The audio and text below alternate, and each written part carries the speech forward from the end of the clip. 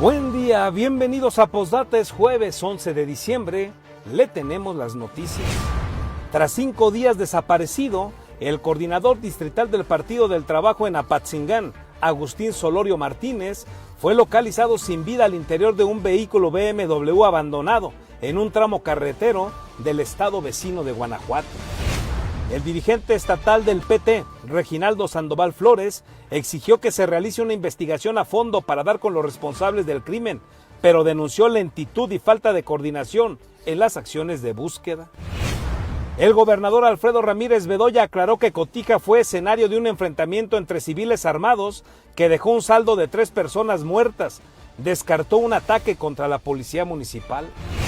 En reconocimiento a la lucha que encabezó contra la violencia feminicida tras el asesinato de su hija, Jessica González Villaseñor, la Comisión Estatal de Derechos Humanos reconoció a Verónica Villaseñor con la presea Michoacana al Mérito en Derechos Humanos 2025.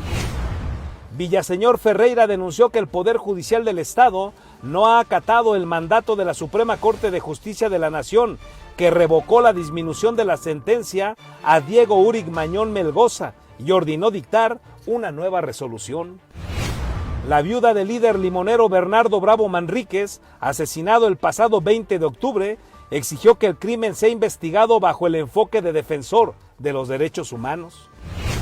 Diputados locales de Morena y Partido Verde Ecologista se solidarizaron con familiares de Mario Delgado Murillo, quienes denunciaron que el exfuncionario silvanista y exdelegado de la Secretaría de Finanzas es víctima de una persecución política en el proceso penal que inició el gobierno bedoyista en su contra. Por mayoría de votos, el Congreso local aprobó la Ley de Ingresos 2026 para Morelia, que establece aumentos del 8% en la tarifa del agua potable, así como en el resto de los impuestos y servicios municipales. Con una inversión de 10 millones de pesos, el gobierno estatal construyó 2 canchas de fútbol 7 en instalaciones de la Secundaria Federal número 2 de Morelia, que inauguró el mandatario estatal. Comenzamos.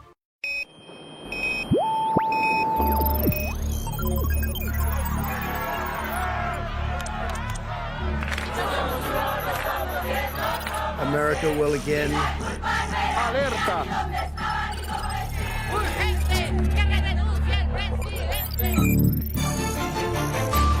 Vox FM presenta Postdata, periodismo responsable. Postdata con Carlos Monge. Comenzamos.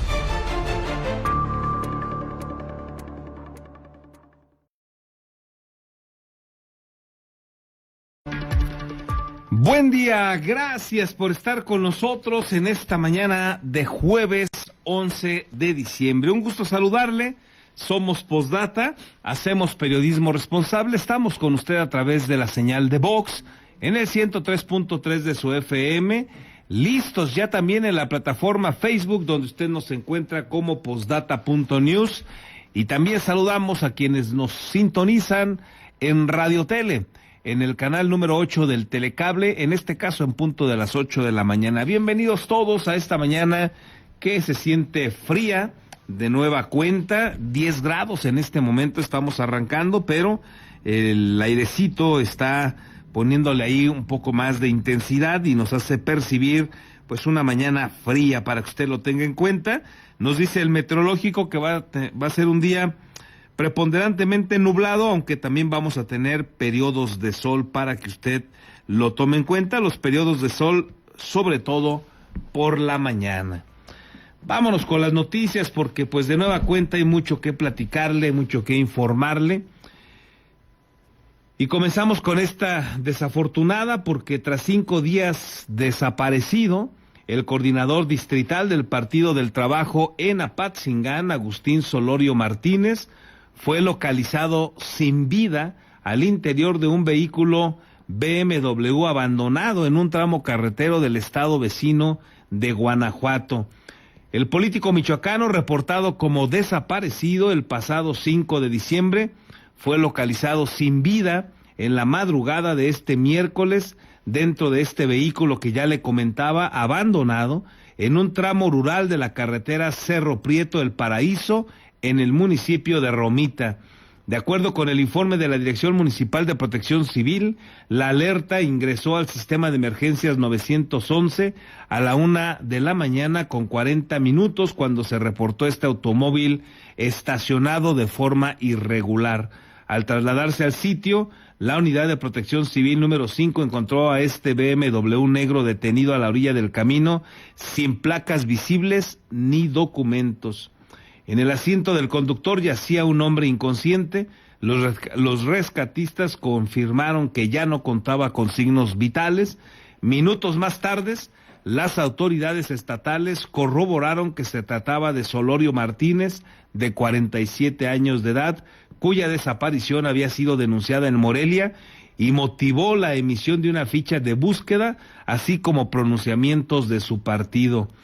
La zona quedó resguardada por elementos de Protección Civil y Seguridad Pública Municipal en espera de la Fiscalía de Guanajuato, instancia que realizó el levantamiento del cuerpo e inició la carpeta de investigación, ya que el hallazgo ocurrió dentro de su jurisdicción.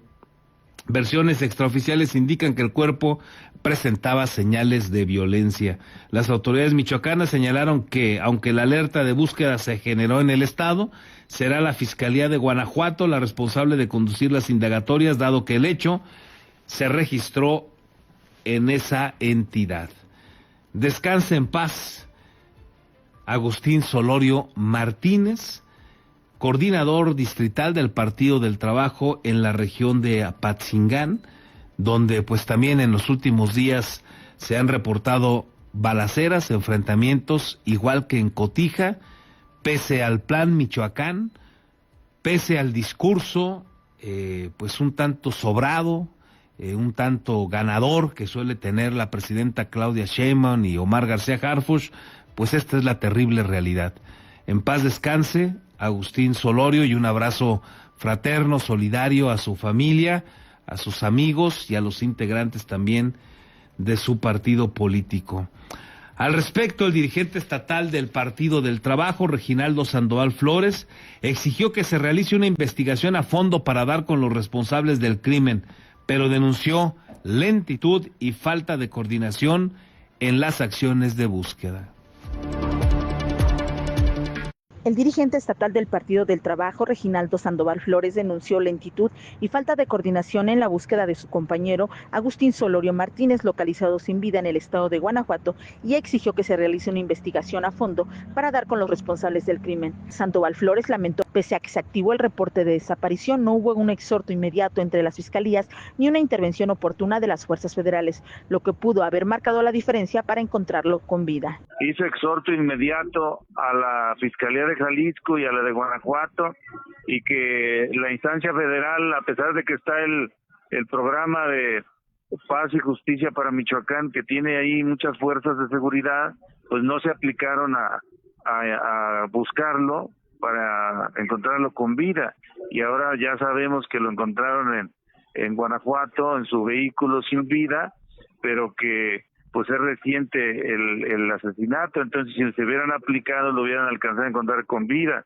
Lamentamos eso, y ahora lo que exigimos es que pues haya una investigación. El dirigente petista advirtió que este caso se suma a otros hechos de violencia contra actores políticos y sociales en Michoacán, lo que refleja un escenario cada vez más complicado para el activismo político, por lo que urgió reforzar la estrategia de seguridad. Por su parte, el coordinador de la bancada del PT en el Congreso del Estado, Reyes Galindo Pedraza, confirmó que el cuerpo de Agustín Solorio fue localizado en Guanajuato con huellas de violencia, hecho que ha causado profunda consternación entre la militancia.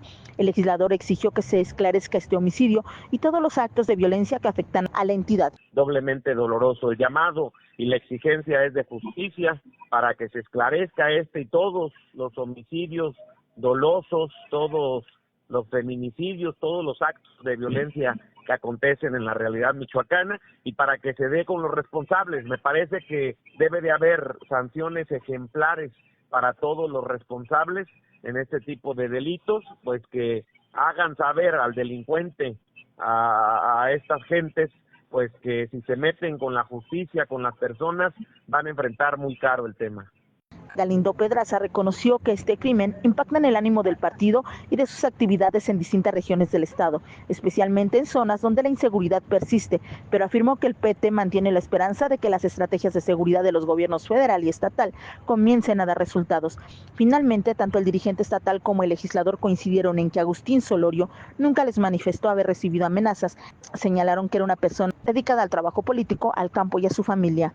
Reportó para Postdata América Juárez Navarro.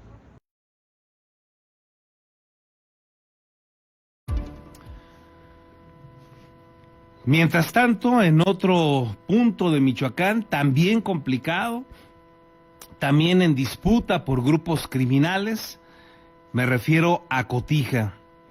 Allá también hubo balaceras, allá también hubo muertos, y al respecto el gobernador Alfredo Ramírez Bedoya dijo que Cotija fue escenario de un enfrentamiento entre civiles armados, grupos criminales, dicho de otra manera, y que dejó un saldo de 3 personas muertas. Descartó que se tratara de un ataque contra la policía municipal. El gobernador de Michoacán, Alfredo Ramírez Bedoya, desmintió que los hechos violentos ocurridos en Cotija la noche del 9 de diciembre fueran un ataque contra policías municipales. Señaló que se trató de un enfrentamiento entre civiles armados. No fue en esa circunstancia, fue un enfrentamiento, me pasaron el reporte en la noche, no fue contra los policías de Cotija, fue un enfrentamiento entre civiles donde hay 2 personas fallecidas por ese enfrentamiento, pero no es como circuló originalmente, está tergiversado, pero sí hubo un enfrentamiento entre civiles en Cotija. Ya el fiscal me informó del tema y el secretario de Seguridad Pública. Adicionalmente, el fiscal general del estado, Carlos Torres Piña, precisó que el saldo del enfrentamiento en el municipio de Cotija fue de 3 víctimas mortales. Los de Cotija, hubo un enfrentamiento en la noche, resultó herido uno de gravedad que desafortunadamente perdió la vida en el lugar, y 2 más también que resultaron heridos y que en el transcurso de la noche, medianoche, también perdieron la vida. Fueron 3 víctimas las de Cotija de este enfrentamiento. Asimismo, el fiscal confirmó que en Apaxingán sí se registró una agresión armada contra policías, del que precisó solo se registraron lesiones menores. En el caso de Apaxingán, pues fueron agredidos los policías municipales, lesiones menores, no hubo mayor complicación. Hay un operativo constante ahí de las diferentes fuerzas federales que han estado acompañando. Con la edición de Víctor Jaramillo, reportó para Postdata Fernando Salgado. Bueno, pues ahí está la información, digamos, oficial. 3 muertos allá en Cotija. 2 personas nos han hecho llegar pues información adicional desde Cotija. Pues primero señalan que no es verdad, que fueron solamente 3 muertos. Ambas coinciden en que fueron más de 10 las personas que perdieron la vida. Se lo comparto, no es un dato oficial, es información que emana desde Cotija y de personas que les tocó estar ahí y que les tocó ver cómo se desarrolló el enfrentamiento. Me narran, me platican que parece ser que se encontraron de casualidad, un asunto circunstancial, 2 grupos en camionetas, en vehículos de 2 diferentes organizaciones criminales. Se encontraron por casualidad en una esquina ahí que hacen calles del centro de Cotija, y comenzó la balacera. Y las personas refieren que esa balacera, que además en los videos que se subieron a redes sociales, pues se oyen terribles, cantidad de balas impresionante las que se escuchan allá en Cotija, y señalan estas personas que pues todas esas balas que no impactaban en estos 2 grupos criminales, pues terminaron impactando en casas, en comercios y también en personas en el centro de Cotija. Señores, señoras que estaban pues cenando, familias que estaban consumiendo algunos alimentos en la zona centro de Cotija, resultaron afectados. Me comentan además que uno de estos civiles que perdió la vida, había apenas llegado a visitar a su familia proveniente de los Estados Unidos de Norteamérica y pues lamentablemente se encontró con la muerte.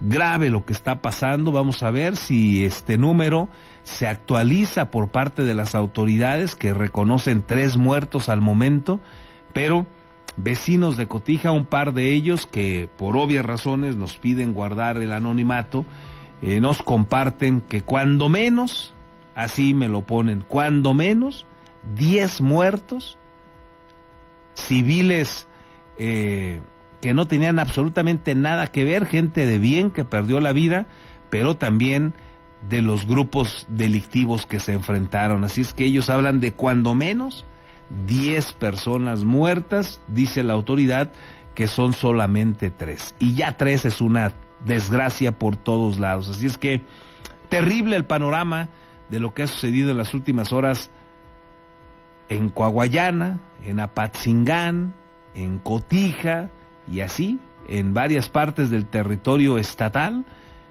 pese al plan Michoacán por la paz y la justicia, pese a la presencia, dicen las autoridades federales, de más de 13,000 elementos en el territorio estatal. Pese a todo ello, los criminales siguen retando a las fuerzas del Estado. Así de complicado.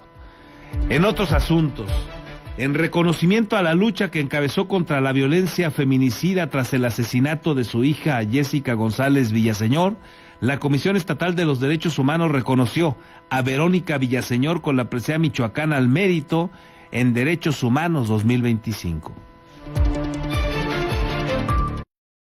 La Comisión Estatal de Derechos Humanos de Michoacán reconoció a Verónica Villaseñor Ferreira con la presea Michoacán al Mérito en Derechos Humanos 2025 por su activismo contra la violencia feminicida y por marcar un precedente en la impartición de justicia con perspectiva de género tras el asesinato de su hija, Jessica González Villaseñor. En su intervención, Villaseñor Ferreira decidió no leer el discurso escrito de 3 hojas que su familia había preparado desde el dolor y únicamente señaló que el trabajo gubernamental para frenar los feminicidios no se ve y que los asesinatos contra las mujeres continúan. Traigo aquí un discurso preparado, efectivamente se los muestro, son 3 hojas. Este discurso fue preparado por mi familia, fue preparado por Cristo, con indignación, con dolor, porque los feminicidios no paran, el trabajo no se ve. Todas estas palabras traen dolor e indignación. No obstante, dedicó este reconocimiento a su hija, Jessica González. Todo esto es por Jessie, para Jessie, por todas las que ya no están y para todas estas chicas.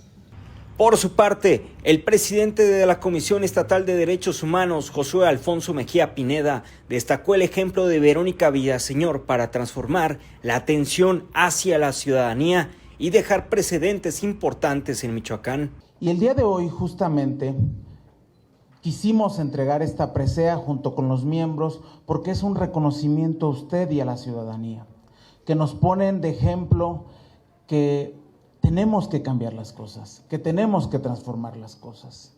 La señora Verónica no solamente nos ha mostrado la lucha, nos ha dejado muchos precedentes importantes y quiero resaltarlos. Primero, la primera gran pena de feminicidio de 50 años lograda en Michoacán. Durante el evento, la presidenta del Congreso del Estado, Juliana Bugarini Torres, se comprometió a legislar para que la justicia y la dignidad sean acciones permanentes en favor de todas las mujeres. Con las imágenes de Daniel Guillén, reportó para Postdata Fernando Salgado. Bueno, pues un abrazo también le mandamos a la señora Verónica. Nos ha tocado pues conocer de cerca pues toda esta terrible historia, este dolor enorme que ha padecido pues la señora Verónica Villaseñor y su familia, su hijo Cristo, su esposo, que vaya batalla dieron para que se atendiera el caso de su hija Jessica González Villaseñor, cómo lograron que se visibilizara esta situación terrible de su feminicidio. Y bueno, han dado una batalla impresionante. Como ella misma lo ha dicho, pues ya no vamos a recuperarla a ella, pero queremos que se haga justicia. Aquí nos ha narrado pues cada una de esas dificultades, cada uno de esos momentos que les ha tocado enfrentar como familia para que haya justicia ante el asesinato, el feminicidio de su hija. Y justamente luego de que revocó la reducción de la condena a Diego Uric Mañón Melgoza, asesino de Jessica Villaseñor, por mandato de la Suprema Corte de Justicia de la Nación el pasado 15 de octubre, Verónica Villaseñor Ferreira le está señalando al Poder Judicial de Michoacán que debe acatar la orden para dictar una nueva sentencia al feminicida que le recortaron de manera pues extraña el tiempo máximo que se debía, que se esperaba que se le dictara por la manera en la que se demostró en el juicio, pues la manera brutal en la que asesinó a la joven Jessica González. Pero pues acá un juez en Michoacán le decidió dar una pena menor, recortarle la pena a Diego Uric, y de nueva cuenta la familia de Jessica, su madre Verónica, su hermano, su papá, pues volvieron a dar la pelea y se fueron a la corte para exigir que no están de acuerdo, primero dejar claro que no están de acuerdo con que se le quiten años a la sentencia, y luego pues exigir que le pongan la pena máxima. Y en ese momento está la señora Verónica y su familia esperando que el Poder Judicial de Michoacán acate la orden de la Corte. Denunció burocracia y la violencia institucional que impiden una justicia pronta y expedita, por lo que exigió que el nuevo Poder Judicial emita una sentencia ejemplar en contra del victimario, como anteriormente le fue negado, por lo que tendrán que esperar hasta que el Poder Judicial nuevamente retome el caso. Estamos rastreando la carpeta, estamos rastreándolo, pero realmente no ha llegado aquí a Morelia. De la Suprema Corte se da la orden, pero pues no la han acatado, porque efectivamente, o sea, seguir sufriendo violencia interinstitucional, ¿no? O sea, es puro movimiento de papeles, ¿no? Entonces, pues sigue siendo una carpeta. La orden ya está y ni siquiera es tener confianza, o sea, es lo que se les demostró y es lo que tiene que ser. No es confianza porque no me están regalando absolutamente nada. Ya se les demostró y espero que ahora sí puedan dejar caer el peso de la ley, ¿no? Porque si no, pues entonces, ¿dónde queda nuestro Poder Judicial? ¿Dónde queda su poder? Que según ellos dicen, ¿no? Entonces, yo espero que sí, yo espero que sea ya la realidad de ahora sí tener la pena ejemplar que siempre hemos solicitado.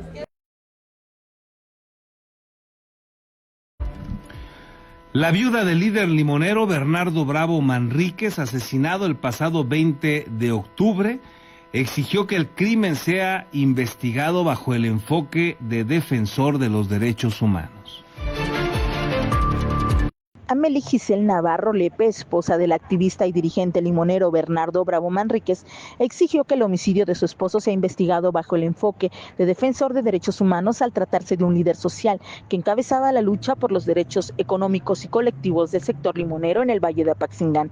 En entrevista señaló que el proceso penal se mantiene en curso y que hasta el momento solo conoce la información que ha sido hecha pública. Confirmó que existen órdenes de aprehensión, aunque aclaró que las investigaciones continúan abiertas. Hay un tema penal en proceso y ya pues es parte de las autoridades competentes que lo sigan con la debida diligencia. Como ciudadana, como víctima también, siempre voy a exigir justicia integral y sé cómo debe ser la justicia integral. La justicia integral es responsables, medidas de satisfacción, que es visibilizar la causa, lo que venía haciendo mi esposo, mi equipo, medidas de reparación integral, medidas estructurales de no repetición y que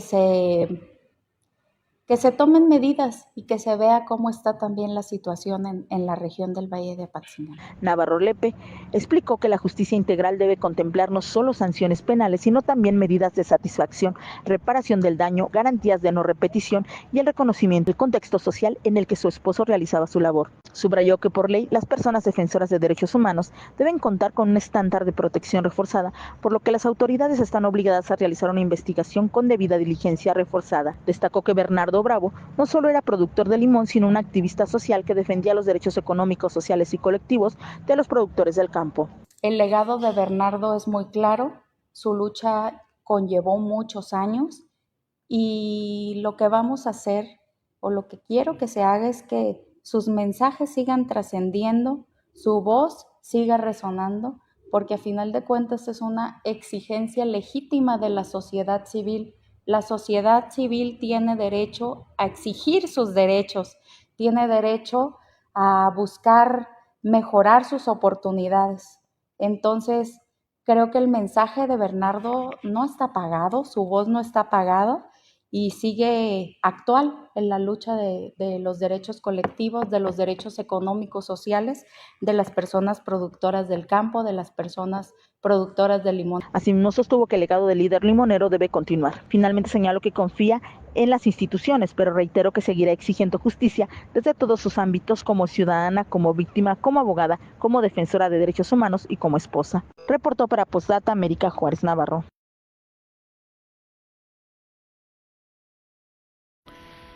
Diputados locales de Morena y Partido de Verde Ecologista se solidarizaron también con familiares de Mario Delgado Murillo, quienes denunciaron que el exfuncionario silvanista y también exdelegado de la Secretaría de Finanzas, ya en la era de Alfredo Ramírez Bedoya, es víctima de una persecución política en el proceso penal que inició el gobierno de Alfredo Ramírez en su contra.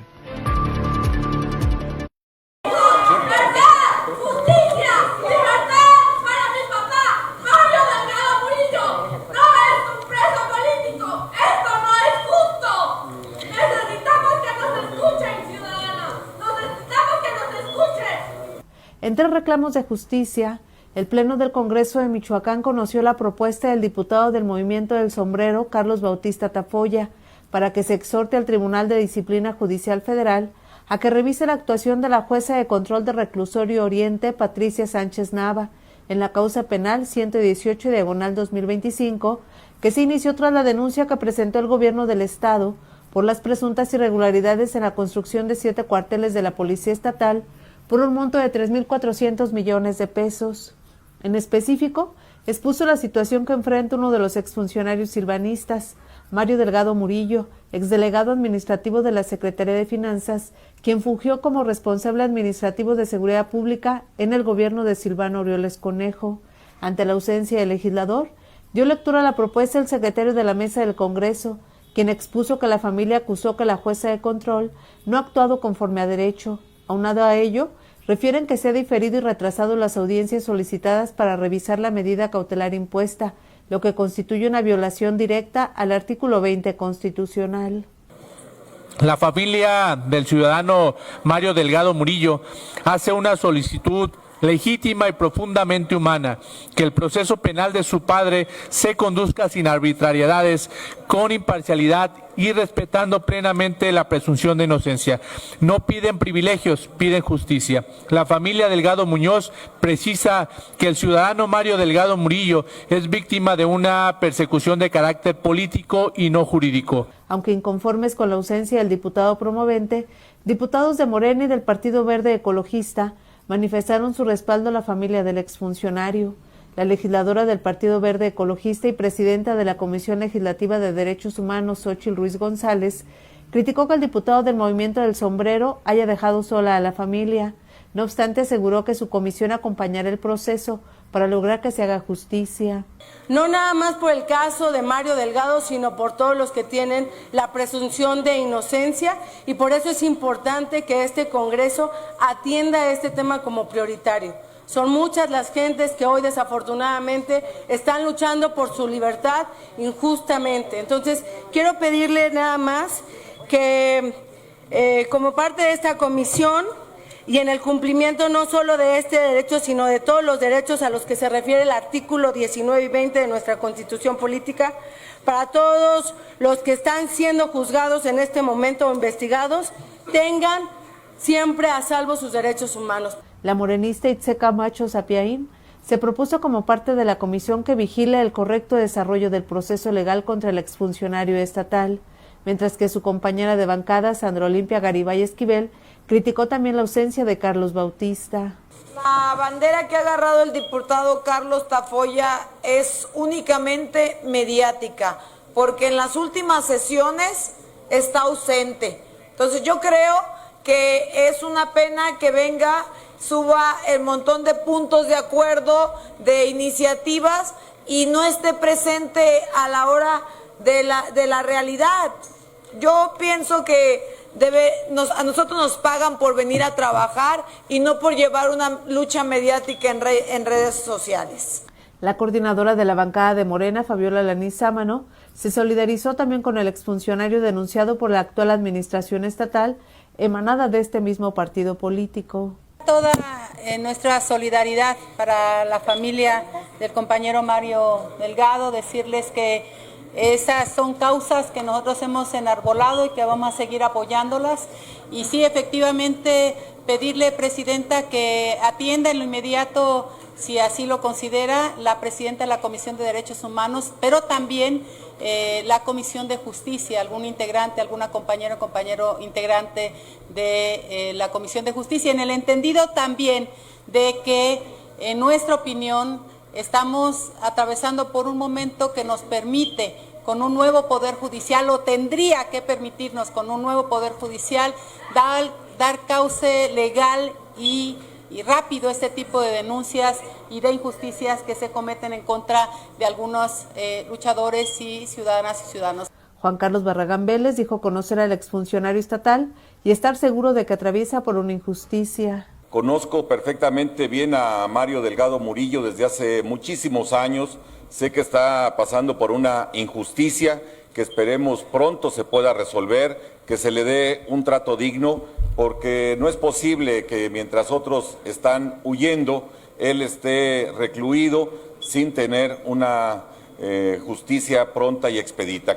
Finalmente, la propuesta se turnó a la Comisión de Justicia, que deberá analizarla y emitir un dictamen.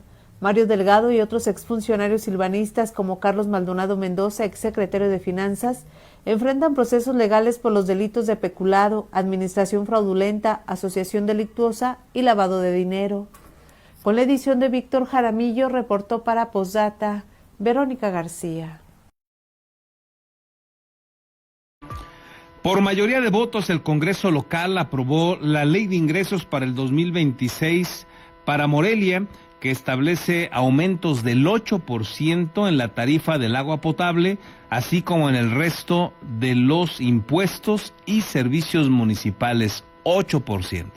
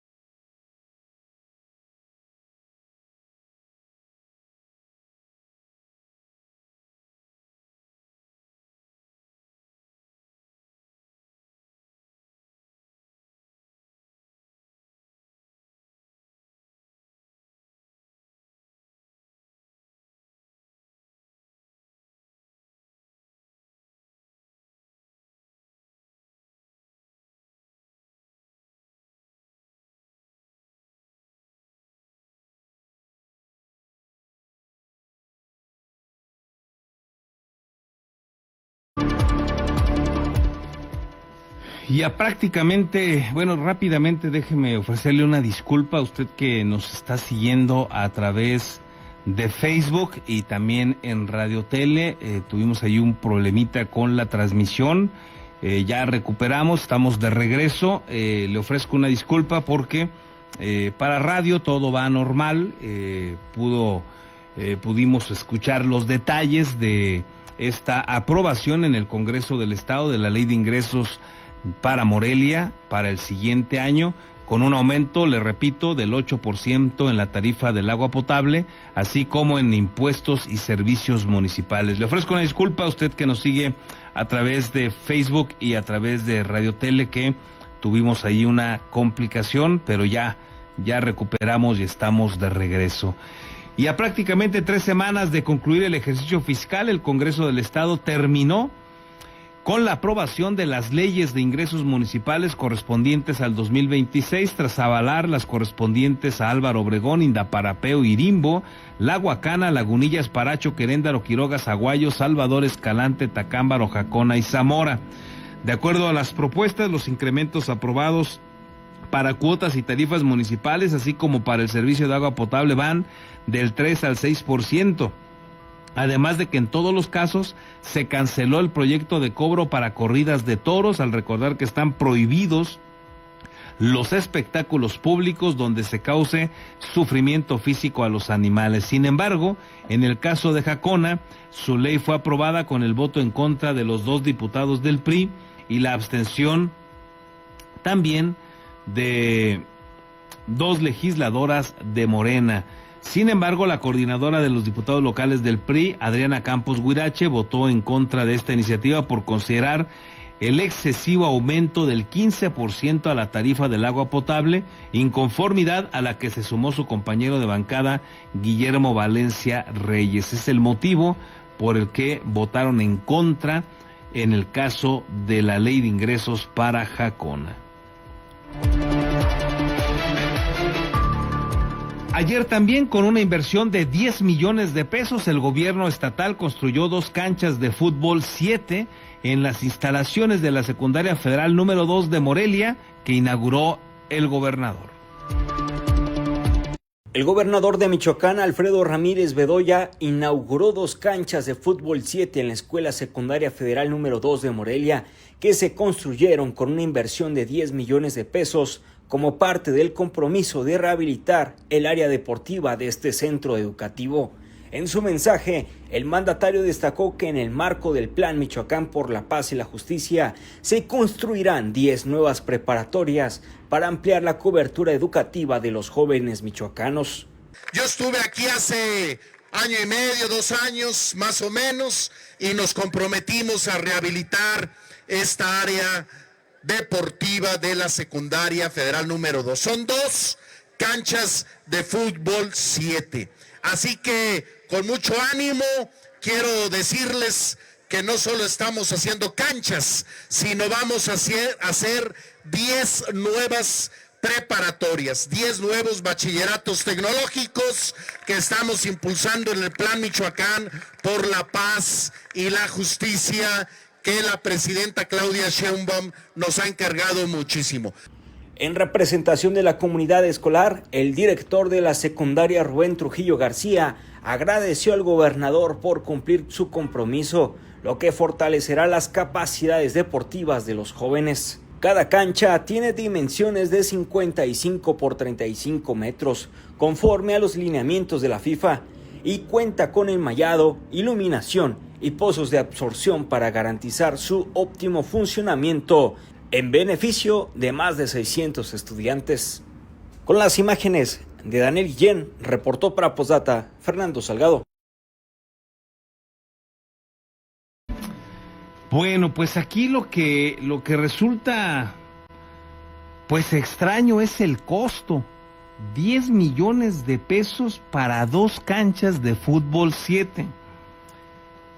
Si usted cotiza con empresas que están anunciadas en internet, en redes sociales de este país, se va a dar cuenta que quienes se dedican a hacer estas canchas te hacen presupuestos que ya exagerado, una cancha de fútbol 7 con el pasto de la mejor calidad que te pueden ofertar, pasto sintético, no alcanza el costo 2 millones de pesos.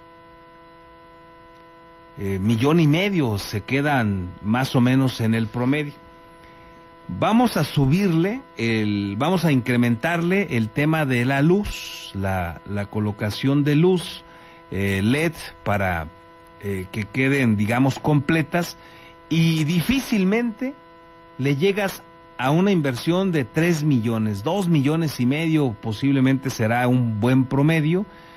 Póngale usted 3 millones, pero 5 millones por cada cancha, 10 millones por 2 canchas, híjole, no dan las cuentas, repito, considerando lo que señalan empresas dedicadas a este ramo. 10 millones de pesos en 2 canchas. Híjole, qué difícil es pensar que la autoridad está haciendo las cosas de manera correcta. Qué difícil es sacudirse ese pensamiento del diezmo, si no es que una cantidad ya mayor en cada obra que les regresan pues a los gobiernos cuando hacen obra pública. El mínimo es el 10%, es una sospecha, ha habido cualquier cantidad de denuncias al respecto, pocas veces llegan a feliz término, pocas veces se sanciona a la clase política, porque entre ellos mismos se cuidan, entre ellos mismos se protegen.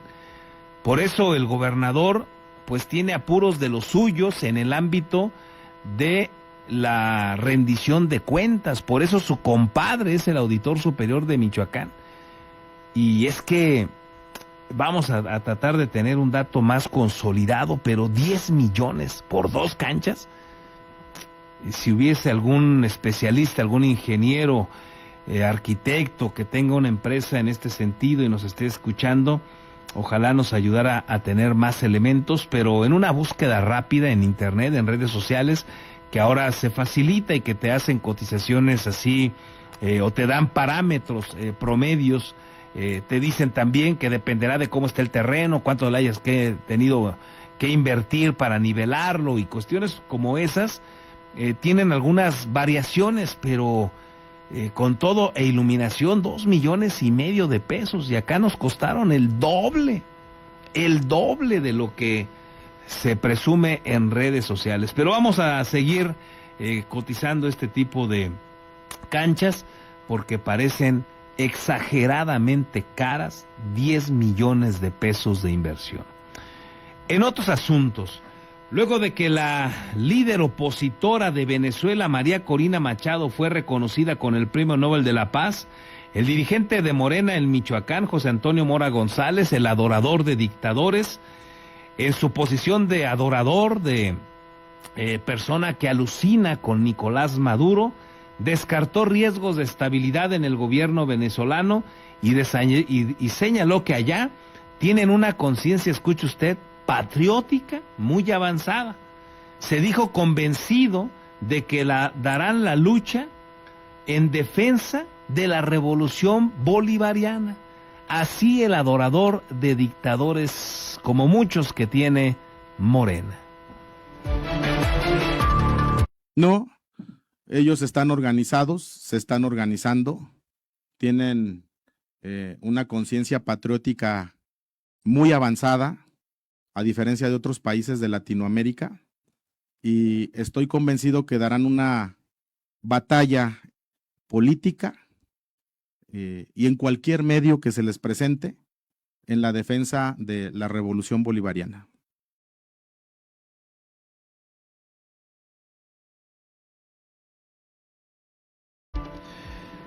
Bueno, pues ahí lo que dice el adorador de dictadores, inaudito, pero pues defienden a su dictador. A muchos en Morena les encanta el tema de los dictadores, alucinan con esa situación. Y bueno, en el caso de Jesús Mora, por cierto, creo que hace rato le dije José, me comenta acá el buen Dani Guillén, no, Jesús Mora, que alguna vez se lo cuestioné y me reconoció que sí, que es un admirador del gobierno de Venezuela, imagínese usted. Un Nicolás Maduro acusado de crímenes de lesa humanidad, un evidente dictador que ha motivado que prácticamente unos 8 millones de venezolanos hayan salido huyendo del país. Hay otros que están exiliados, pero los que han tratado de salir por su propia voluntad son cuando menos unos 8 millones de venezolanos que no soportan la dictadura, primero de Hugo Chávez y ahora de Nicolás Maduro, un tramposo electoral que no reconoció los resultados, que no pudo demostrar que ganó, y la oposición sí evidenció pruebas de la paliza que le dieron en las urnas. Pero dueño del Poder Judicial, dueño de prácticamente todo allá en Venezuela, con este respaldo que tiene militar, pues hizo lo que le place y se mantiene en el poder. Estados Unidos lo acusa también de ser un líder del crimen organizado, un narcotraficante, un líder que trafica con cocaína. Es uno de los delitos que también le acusa, en este caso, el gobierno de los Estados Unidos. Y ayer, como usted ya sabe, bueno, pues María Corina Machado fue galardonada, fue a recibir su premio Nobel de la Paz. Le costó mucho trabajo salir de Venezuela, es lo que hoy se sabe, porque pues permanecía oculta ante las amenazas que ha recibido de Nicolás Maduro de meterla en la cárcel. Pues tuvo que esconderse y estaba escondida desde agosto del año pasado. Y bueno, ayer dijo que gracias a personas de el propio gobierno de Hugo Chávez y de los también de algunos representantes del gobierno de los Estados Unidos de Norteamérica, pudo salir de Venezuela para ir a Noruega a recibir su premio. Sin embargo, algunos retrasos en este trámite, en esta búsqueda de llegar a Noruega, en el clima que impidió que el avión pudiera despegar en tiempo, no llegó a la hora pactada allá en Noruega. La que sí lo hizo fue su hija, y déjeme decirle que vale mucho la pena que usted escuche pues todo el mensaje que pronunció Ana Corina Sosa Machado allá en Noruega, para estar en lugar de su mamá, que llegó después, pero finalmente fue Ana Corina Sosa, la hija de María Corina, la que recibe el premio, y pronuncia un mensaje que hay que escucharlo completo, vale muchísimo la pena. Pero aquí le voy a presentar esta pequeña parte de su mensaje, que es contundente y que parece dejarle una advertencia clarísima a todos los mexicanos. Escuche usted. By the time we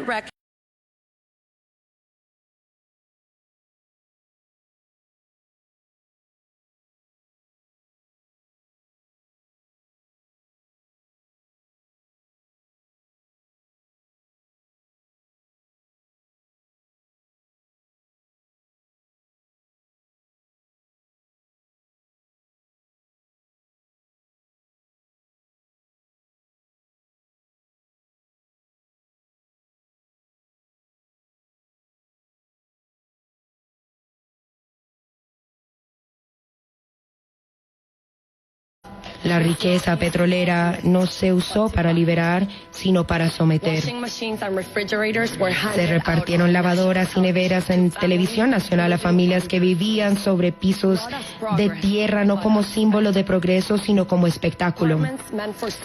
Apartamentos destinados a la vivienda social se entregaban a unos pocos como recompensa condicional a la obediencia. Y entonces llegó la ruina, una corrupción obscena, un saqueo histórico. Durante los años del régimen, Venezuela recibió más ingresos petroleros que en todo el siglo anterior.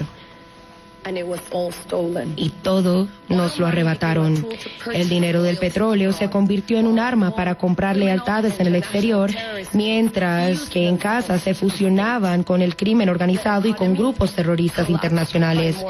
La economía colapsó más de un 80%. La pobreza superó el 86%. Y hoy, 9 millones de venezolanos se han visto obligados a huir. Estas no son cifras, no son estadísticas, son heridas abiertas. Pero algo más profundo y corrosivo que la destrucción material fue el método calculado para quebrarnos por dentro. El régimen se propuso dividirnos por nuestras ideas, por raza, por origen, por la forma de vida. Quisieron que los venezolanos desconfiáramos unos de otros, que nos calláramos, que nos viéramos como enemigos los unos a los otros. Nos asfixiaron, nos encarcelaron, nos mataron y nos empujaron hacia el exilio. Bueno, hay parte del mensaje, usted lo puede buscar en redes sociales y lo va a escuchar completo. Contundente, brutal, lo que dice la hija de María Corina Machado, sobre todo esta parte donde destaca: cuando comprendimos lo frágiles que se habían vuelto nuestras instituciones, ya era tarde. Y frágiles, dominadas por el poder en turno, como hoy, pues prácticamente están todas en este país, en México. Y como ya lo logró Morena, desaparecer todos los contrapesos, los organismos autónomos que alguna vez ellos impulsaron y ahora llegaron para destruirlos. Cuando se está en el poder, la perspectiva evidentemente cambia, y no pierda usted de vista esta frase: cuando comprendimos lo frágiles que se habían vuelto nuestras instituciones, ya era tarde. Una breve pausa, regresamos.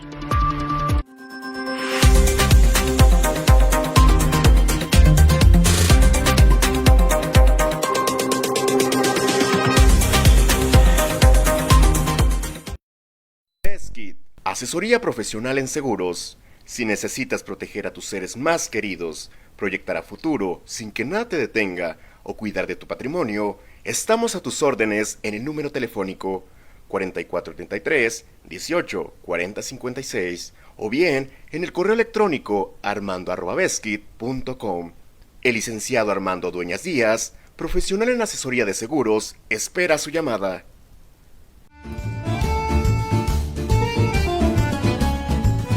La original y deliciosa comida italiana ya está en Morelia, Ostería Fiorentina. Te esperamos en Boulevard García de León, número 1045. Contamos con una amplia carta donde encontrarás pastas, cortes, postres y, claro, la inigualable y deliciosa pizza. Desayuna, come o cena con nosotros. Ven a maravillarte del sabor italiano.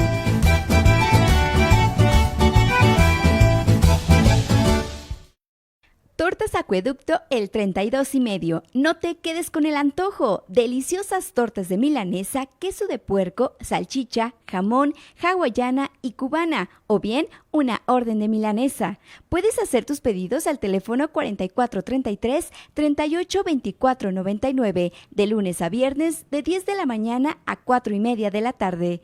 La cobertura para entregar a domicilio está delimitado por la salida Mil Cumbres, salida Charo, La Poza Rica y Avenida Camelinas.